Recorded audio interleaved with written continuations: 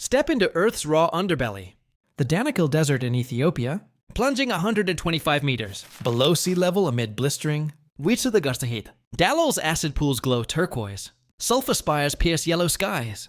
And Erta Ale's lava lake simmers eternally. Afar nomads harvest salt flats. With camel caravans. Their resilience etching stories into the scorched salt. Yet peril lurks, toxic fumes and shifting terrain. Demand caution.Pack. 5+ liters of water daily. UPF clothing, and a local guide for safe navigation. Witness extremophile life thriving in hellish vents, mirroring alien worlds. Danakil isn't apocalypse, it's defiant beauty, inviting the brave to feel the pulse of our fiery planet.